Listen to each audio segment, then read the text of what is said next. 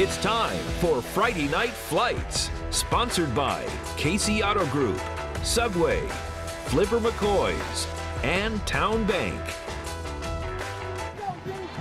The regular season is over. The playoffs began tonight. One and done. You lose, you're out. Welcome to our special playoff edition of Friday Night Flights.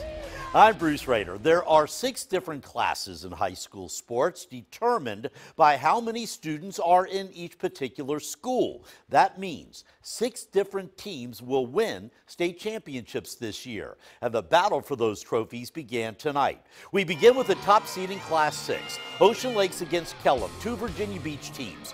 No score in the second quarter when Kellam quarterback Owen Mitchell is going to go back to pass, and Ocean Lakes has a pretty good defense. Senior Jakari Holloway headed the other way. He's got a pick 6, or so he thought, and they had to call that score back for a block in the back.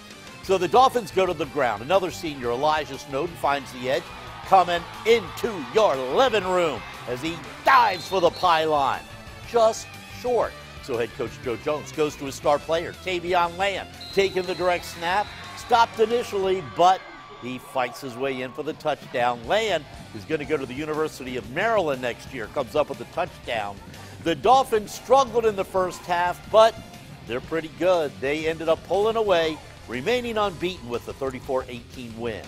Oscar Smith, the 2 seed in Class 6, hosting 7 seed Tallwood. Oscar Smith quarterback Cameron Kelly headed to Auburn next year. One of the top high school players in the country finds Brandon Brock in the end zone, and things were just getting started for the Tigers. Aaron Acevedo, what a year this young man has had. He's off to the races. 68 yards on this run. Oh my, that's going to set things up for the score here. Oscar Smith advances after its 49-0 win over Tallwood. Cox, the 4 seed in Class 6 against Bayside and White. Cox with the lead, but Tajai Pollard with a nice pass to Malik Johnson. And then seconds left in the second quarter. Pollard again looking to keep Bayside in it to Cameron LeBourne. It looks like it's a touchdown, right? Well, ref, I don't know. Let's take a look at it again. The ref says he's down at the 1. Time runs out in the half. But too much Cox and too much of this guy. We've seen it all year. Tavion Robinson, he's going to be playing for Virginia Tech next season. Tonight, he fakes the handoff, runs it in for the touchdown. Cox advances with a 43-27 win. In the other Class 6 Region A quarterfinal game, Lansdowne coach Tommy Riemann returns to Todd Stadium, and his defense helps knock off Danny Dotson's Woodside team 20-7. Moving on to Class 5, unbeaten Indian River, the clear-cut top seed in Region A, won its first district title in more than 20 years this season. They're serious contenders for their first state title since 1995. I was there for that one. Indian River opening up the postseason against Norview, a team that Indian River beat by 33 points the first week of the season. Second quarter, Indian River in dark. They lead 10-0. Quarterback Dominic Brooks, he's had a sensational season. A wide-open Tyrell Sproul who takes care of the rest, and the Braves take a 17-0 lead, and then their defense play on a championship level tonight. Norview's Ahmad Ashby is going to be wrestled down by Sean Moore, and that is going to force the punt. And then Indian River back on offense, pinned deep in their own territory. No problem for Sproul, though. He gets the handoff, turns the corner on the outside. He's finally brought down inside the Pilots' 30-yard line, but on the next play, it's Brooks to Jamal Burnell, who turns on the Jets and somehow stays in bounds on his way to the end zone, and the Braves shut out Norview 44-0. Gloucester are making back-to-back playoff appearances for the first time in school history. Look at that great Dukes crowd. They made the long drive to Virginia Beach looking for the upset on the road against Salem. Third quarter, Salem in black, leading by a touchdown and looking for more. But the Gloucester defense comes up big, causes a fumble. It's recovered by Jalen Gardner. The Dukes get a field goal out of that, and they're only down by 4. But Salem's stud running back, Kalon Black, shuts down any thoughts of an upset with this fourth quarter touchdown to make it 21-10. And then just one drive later, he's going to bust another one. Black's got offers from Virginia Tech, Wake Forest, East Carolina. He rushed for 243 yards and 2 touchdowns on just 4 carries tonight. And Salem lives to play another week with that 34-10 win. 3-seed Maury hosting the 6-seed Warwick. Maury scored on the first minute of the game. They took a 20-0 lead into the third quarter. Junior Eric Floyd takes the handoff. He is off, and he goes 50 yards for the touchdown. Great work by the offensive line, giving him all that space. That made it 34-7 Maury, and then in the fourth quarter, Maury again threatening, and this time their biggest star, C.J. Beasley. He ran for 172 yards. He ends up getting a boost from a Warwick player. He uses that to get into the end zone. Maury on to the region semifinals with a 48-14 win. Now we're going to stay in Class 5. 4-seed Nansemond River hosting 5-seed Kickintan. Both teams with a 7-3 record. You just saw Nansemond's Kevin Johnson with the belt and turnover chain. Here's why. Johnson takes it to the house just one play after he got an interception. Kickintan's Adam Hatcher ends up fumbling on a run, and who's there to scoop it up? Mr. Johnson. And there's no one going to stop him from taking it into the end zone. Johnson's big game, and Nansemond River's defense shuts down Kickintan 30-0. And when we come back, more playoff action with scores and highlights from Williamsburg, Norfolk, Chesapeake, and Portsmouth. Coming up on Friday Night Flights, I am coming to you from the legendary Tiger Cage at Oscar Smith. It's a lot of tradition here. There is not a game that goes on without this kickoff. I can't wait for you guys to see how they do it here. Coming up, but you got to stay tuned.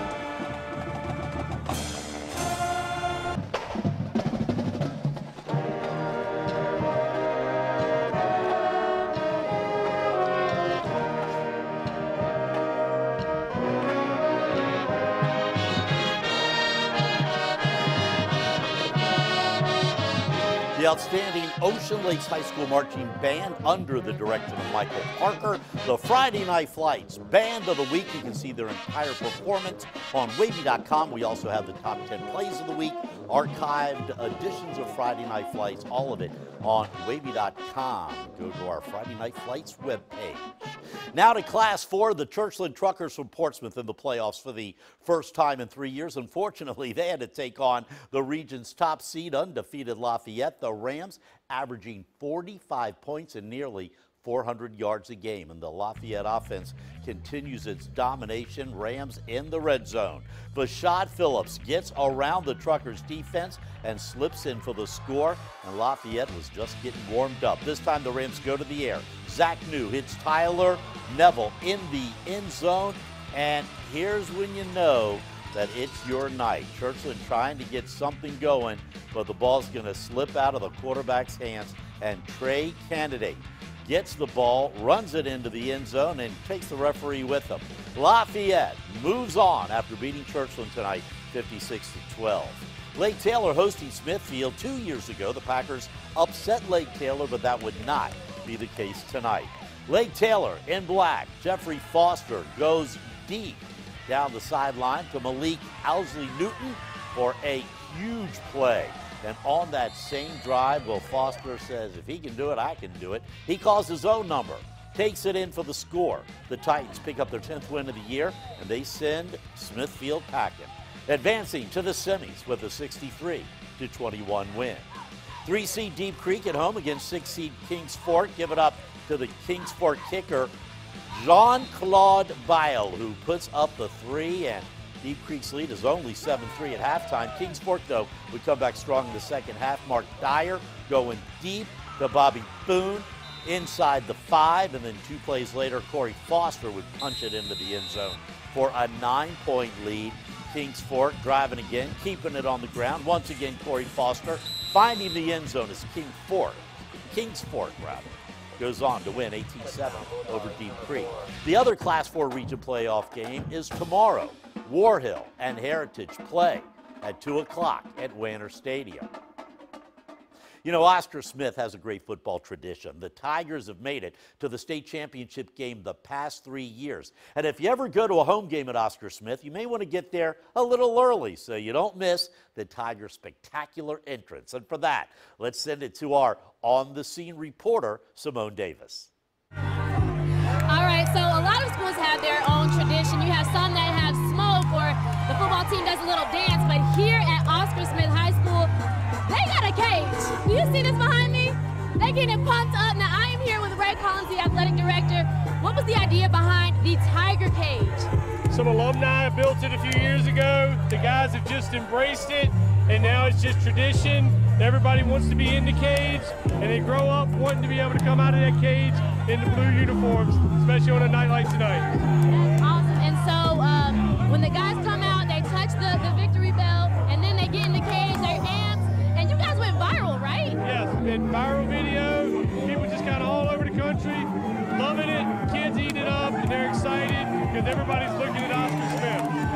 That's awesome. And so what does this cage mean for the community? When they come out and see this, this is what gets the game started. Yeah, it means it's time for Friday night football. That's right. That means it's time for Friday night football. All right. Well, Bruce, I mean, we getting turned up. All right, Friday night flights. All right, Simone, get in the cage. Now to Class 3, Region A, the Norcombe Greyhounds hosting Booker T. Washington. This one came down to the fourth quarter and great defense. Booker T. in the white jerseys, in the red zone, down 14-0. Larry Parker Jr. drops back, but it's Caddis Jones who is the pick, takes it the other way to give the Greyhounds the big turnover. But the mighty Bookers hold and again are looking to get on the board. Again, the Greyhounds grit their teeth on defense. Kassan Dixon, who is offers from Old Dominion and North Carolina State, with the interception. The Greyhounds pitch the shutout, 14-0. Also in Class 3, Region A, York advances to the next round. The Falcons over Parkview 14-7, and more Class 3 Region A action. Phoebus plays New Kent tomorrow at 2 at Darling Stadium. The winner will take on York next week, so we could be looking at a York-Phoebus playoff game next week.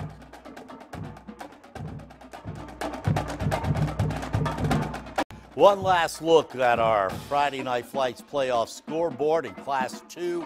Poquoson moves on. The Islanders 44-6 winners over Nottoway. And in Class 1, Franklin was the top seed in Region A, but the Broncos losing to Washington and Lee 42-19, while Northampton is eliminated after losing at Essex by 20.